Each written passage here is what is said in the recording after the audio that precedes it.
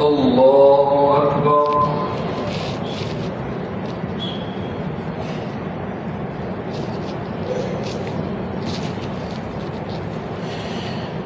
الحمد لله رب العالمين الرحمن الرحيم مالك يوم الدين إياك نعبد وإياك نستعين اهدنا الصراط المستقيم صراط الذين أنعمت عليهم غير المغضوب عليهم ولا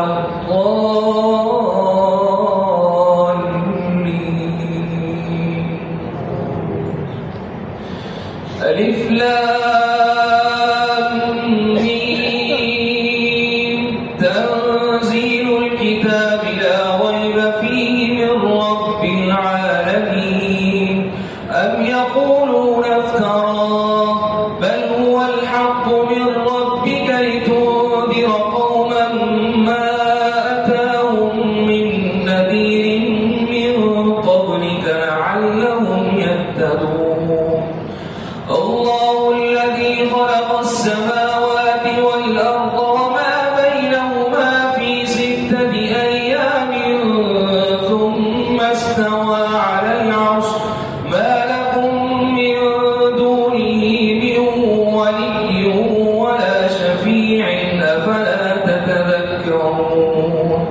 يدبر الأمر من السماء إلى الأرض ثم يعرج إليه يوم كان مقداره 1000 سنة مما تعدون ذلك عالم الغيب والشهادة العزيز الرحيم الذي أحسن كل شيء خلقه وبدأ خلق الإنسان من طين ثم جعل نسله من سلالة من ماء مهين ثم سواه ونفخ فيه من روحه وجعل لكم السمع والأبصار والأفئدة قليلا ما تشكرون.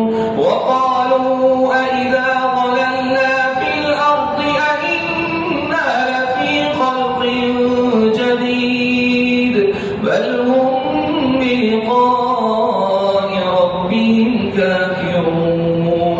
قل يتوفاكم ملك الموت الذي وكل بكم ثم إلى ربكم ترجعون.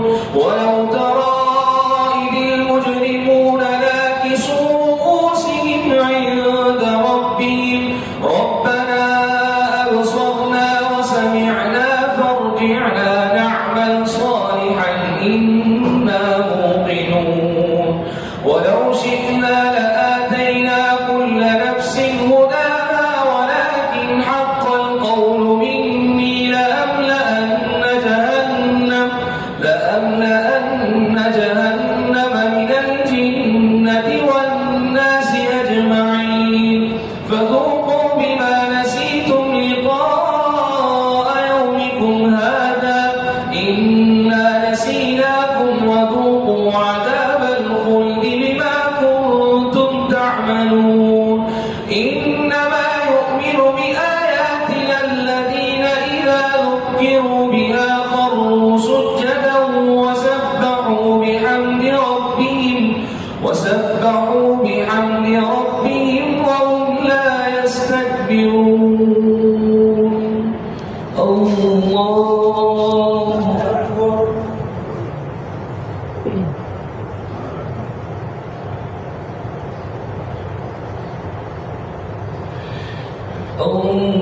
الله أكبر. تتجافى جنوبهم عن المضاجع يدعون ربهم خوفا وطمعا ومما رزقناهم ينفقون فلا تعلم نفس ما أخفي لهم من قرة أعين جزاء بما كانوا يعملون. أفمن كان مؤمنا كمن كان فاسقا لا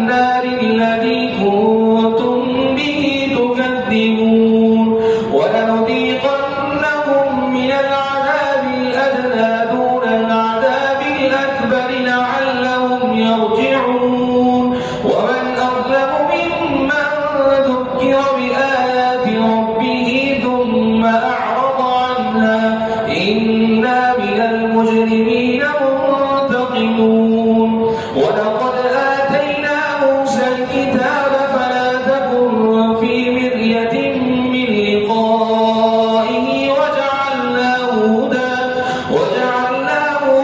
لبني